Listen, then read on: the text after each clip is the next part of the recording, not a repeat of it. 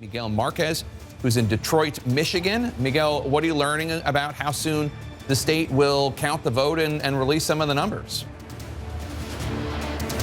It sounds like it's going to be a lot faster than they were predicting earlier. The Secretary of State earlier on was saying it'd take about 3 days to do it. It looks like it's going to be sooner than that. We're in the TCF Center, the convention center here in Detroit. This is where they're counting. I mean, it's just hundreds and hundreds of poll workers counting the absentee votes here. It's been a record number of absentee votes that have come in. They've just announced that they've tabulated, and that bit in the center, that's all the tabulation machines. That's where the rubber meets the road here. That's where the votes are actually being counted. They have now tabulated 107,000 votes in this room alone. That is significant because if places like Detroit, the largest city in Michigan, and we have spoken to clerks all around the state today and to the Secretary of State, everything here is going as smooth as possible.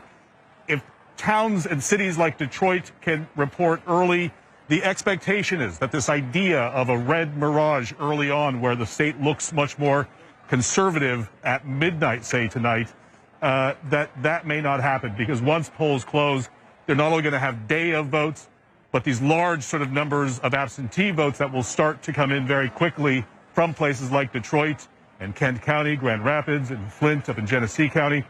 All that will start to come in fairly quickly, and you'll see sort of the vote come in across the state pretty equitably. And they expect it's not going to take 3 days. It's going to be much faster than that. Jake? All right, Miguel Marquez in Detroit, Michigan. Thank you so much. Appreciate it. Let's go to Pennsylvania now. And Sarah Murray, who's in Harrisburg, the capital of the Commonwealth. Sarah, you're learning about some election disinformation and other problems in Pennsylvania?